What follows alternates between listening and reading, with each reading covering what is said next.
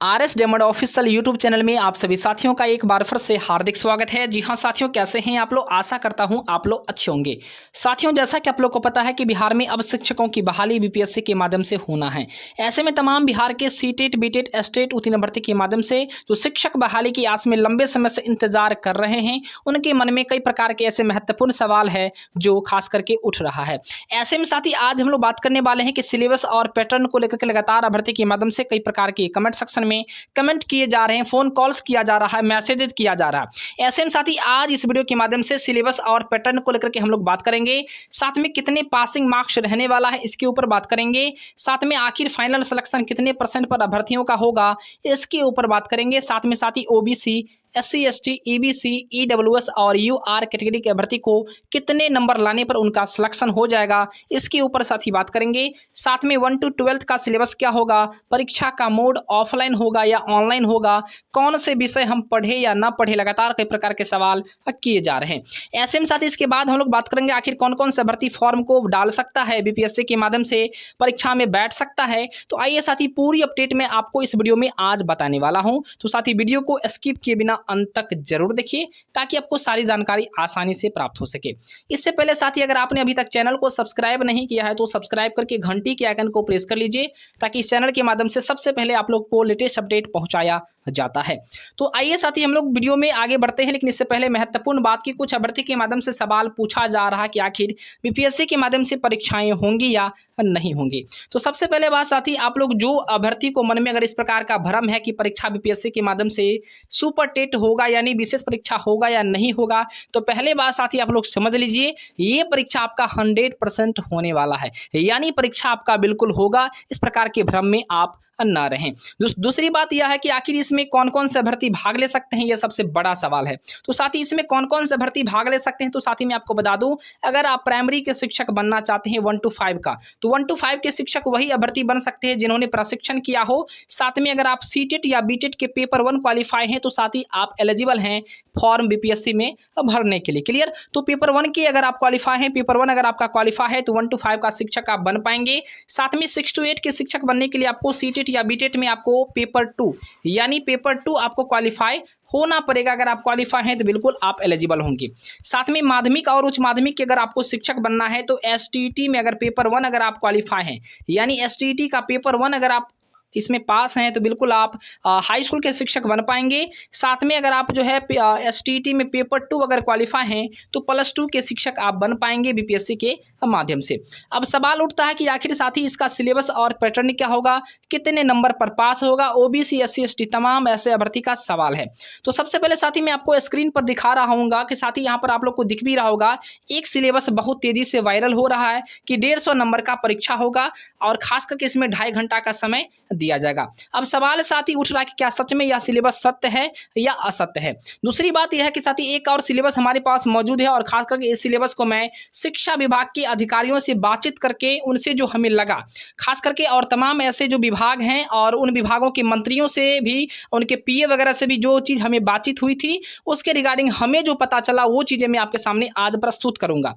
तो सबसे पहले साथी सिलेबस को आप लोग देख लीजिए। इस सिलेबस में साथी चर्चा किया गया है कि लैंग्वेज 1 के आपके 40 नंबर के प्रश्न पूछे जाएंगे, साइंस के आपके 10 नंबर के प्रश्न रहेंगे, मैथ आपके 20 नंबर के रहेंगे, ईवीएस के 10 नंबर के प्रश्न रहेंगे, उसके बाद शिक्षण अधिगम के 10 नंबर के रहेंगे, चाइल्ड साइकोलॉजी के 10 नंबर के रहेंगे, जनरल नॉलेज का 30 नंबर का रहेगा। उसके बाद साथ यहाँ पर आपको लॉजिकल नॉलेज यानी रीजनिंग के लिए आपके 5 नंबर के रहेंगे, इंफॉर्मेशन टेक्नोलॉजी से 5 नंबर रहेंगे और स्किल डेवलपमेंट से यानी कह लें तो लाइफ स्किल्स के लिए या मैनेजमेंट ऑफ एप्टीट्यूड के लिए 10 नंबर के प्रश्न रहेंगे।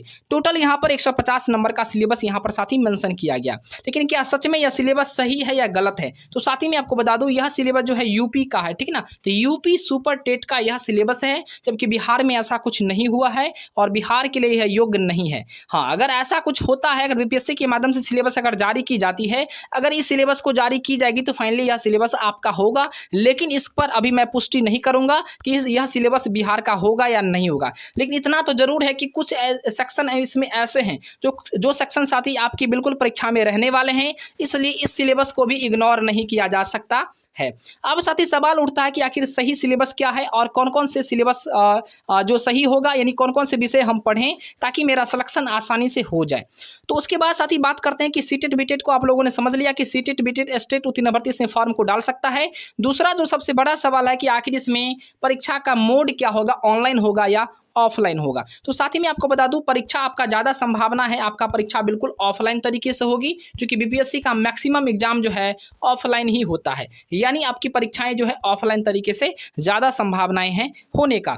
तीसरा सबसे महत्वपूर्ण सवाल है कि आखिर इसमें निगेटिव मार्किंग होगी या नहीं होगी। और निगेटिव मार्किंग क्या होता है कि अगर आप गलत सवाल बनाते हैं तो आपके सही में से भी आपके अंक काट लिए जाते हैं। तो साथ ही निगेटिव मार्किंग की बात करें तो साथ ही निगेटिव मार्किंग के ऊपर अभी कोई अपडेट नहीं है, लेकिन फिलहाल साथ ही इतना जरूर है, अगर निगेटिव मार्किंग होगी तो आपका निगेटिव मार्किंग 1/4 होगा, यानी 4 प्रश्न अगर आप गलत करते हैं तो 1 नंबर आपके सही में से काट लिए जाएंगे। अगर निगेटिव नहीं होता है तो कोई दिक्कत नहीं, अगर होता है तो 1/4 ही निगेटिव आपका होगा, जैसा कि बीपीएससी में साथ ही इस बार से लागू किया गया है। 0.25 मार्क्स आपके काटे जाएंगे, 0.25 मार्क्स, यानी 1 नंबर आपके कटेंगे। 4 गलत करते हैं तो 1 नंबर आपके कट जाएंगे। उसके बाद साथ ही चौथा सबसे बड़ा सवाल है कि आखिर अभ्यर्थियों को कौन कौन से सब्जेक्ट पढ़ने चाहिए, कौन कौन से सब्जेक्ट नहीं पढ़ने चाहिए। तो आइए साथी एक और जो महत्वपूर्ण सिलेबस है इसके ऊपर साथी पैटर्न और सिलेबस को लेकर के हम लोग बात कर लेते हैं।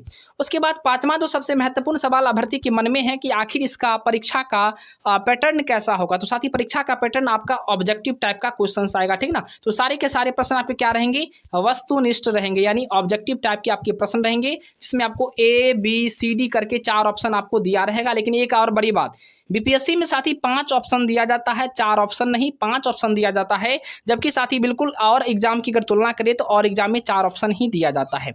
और पांचवा जो ऑप्शन होता है बीपीएससी में बड़ा ही खतरनाक ऑप्शन होता है, जो कि आप भी शायद इस प्रश्न से वाकिफ होंगे, इस बातों से शायद आप भी जानकारी होंगे, आपको जानकारी होगा ही। क्योंकि पांचवा प्रश्न में कुछ इस प्रकार का ऑप्शन होता है कि इनमें से कोई नहीं है, इनमें से कोई भी हो सकता है, इस प्रकार का उसमें ऑप्शन दिया जाता है। तो अभ्यर्थी ज़्यादा जो है उसी ऑप्शन में फंस जाते हैं। तो कहीं ना कहीं इसमें साथी आप लोग को इसमें 4 ऑप्शन नहीं, आपको 5 ऑप्शन रहने वाला है परीक्षा में। तो इस चीज़ को साथी बिल्कुल आप लोग इग्नोर नहीं कर सकते हैं, क्योंकि बीपीएससी के माध्यम से जो प्रधान शिक्षक की परीक्षा होंगी या हुई है 31 मई का, उसमें भी साथी 5 ऑप्शन दिया गया है।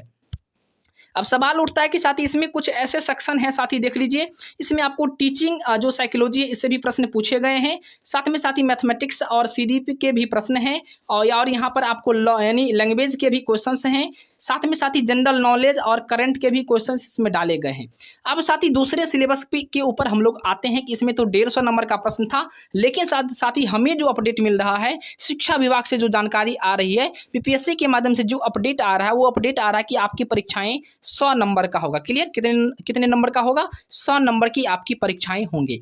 अब 100 नंबर का होगा तो किस सेक्शन से कितने प्रश्न पूछे जाएंगे। तो साथ ही मैं आपको बता दूं कि सामान्य ज्ञान यानी जीके जीएस से आपको 25 नंबर के प्रश्न देखने को मिल सकते हैं, क्योंकि 1993 में भी जो परीक्षाएं हुई थी उसमें समान ज्ञान से ज़्यादा प्रश्न साथी देखने को मिला था। तो संभावना है कि बिल्कुल समान ज्ञान साथी आपको पढ़ना चाहिए। समान ज्ञान के लिए लुसेंट बुक आप सब्जेक्टिव या ऑब्जेक्टिव कोई भी प्रीफर कर सकते हैं, बिल्कुल आप यूज कर सकते हैं, आपको कोई दिक्कत नहीं होगी। बेहतर से बेहतर बुक है वो, बिल्कुल आप आसानी से समान ज्ञान को उससे अध्ययन कर सकते हैं।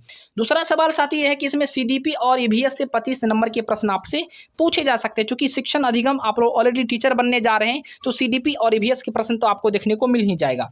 तो बिल्कुल साथी सीडीपी और ईवीएस को तैयार करने के लिए बिल्कुल आप लोगों ने सीटेट या बीटेट या एसटेट का जो भी सिलेबस पढ़ा होगा उससे आप आसानी से सीडीपी का तैयारी कर सकते हैं और ईवीएस का तैयारी आप आसानी से कर पाएंगे।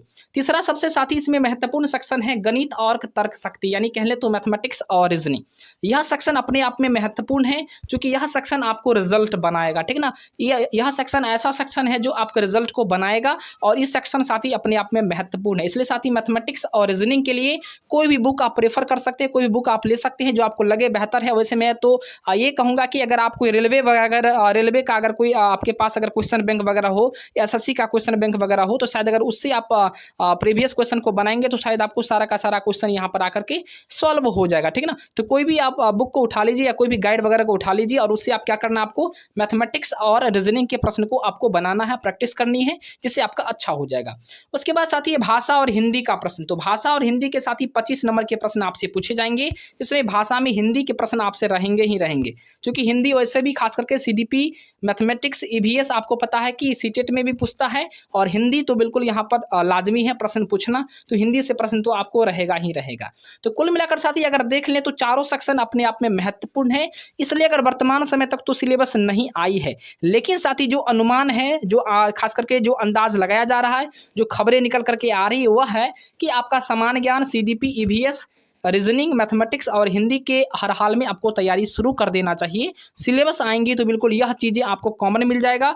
इस सिलेबस में भी देख सकते हैं, यहाँ यूपी टेट का यह सिलेबस है, और इसमें भी साथ ही आपको हिंदी भी है, ईवीएस भी है, सीडीपी भी है, मैथमेटिक्स भी है और रीजनिंग भी है, और जीके जीएस भी है। तो बिल्कुल जो चीज़ें साथी वहाँ पर मैंने आपको दिखाया है वह चीज़ें यहाँ भी हैं, लेकिन अंतर क्या है? अंतर है अंक में, यानी यहाँ पर कम प्रश्न उससे पूछे गए हैं, और यहाँ पर मैं आपको ज़्यादा प्रश्न इससे बता रहा हूँ। तो कहीं ना कहीं साथी जो है, अगर आप इस तरीके से तैयारी करते हैं तो कोई भी सिलेबस आएगा बिल्कुल आपका तैयारी अच्छा रहेगा और आपका सिलेक्शन हो जाएगा। अब साथ ही बात करते हैं कि OBC, SC, ST, EBC, EWS category का भर्ती को कितने मार्क्स लाने होंगे। तो साथी अगर आप आरक्षण कोटि से आते हैं तो 40% अगर आपके मार्क्स आएंगे 100 में, यानी 100 में अगर 40 नंबर अगर आपका आता है तो लगभग आपका सिलेक्शन हो जाएगा, ठीक है ना। लेकिन अगर आप यूआर कैटेगरी से आते हैं तो आपको 50 नंबर कम से कम लाने होंगे। वैसे मैं बता रहा हूँ कि आप लोग कम से कम 60% का तैयारी कीजिए, ठीक है ना। 60% का तैयारी बिल्कुल आप मोड बना के चलिए कि 100 में हमें 60 नंबर लाना है, इस प्रकार से तैयारी कीजिए। आपका सिलेक्शन कोई नहीं रोक सकता है, ठीक ना। आपका सिलेक्शन कोई नहीं रोक सकता है, बिल्कुल 60 नंबर को लेकर के तैयारी कीजिए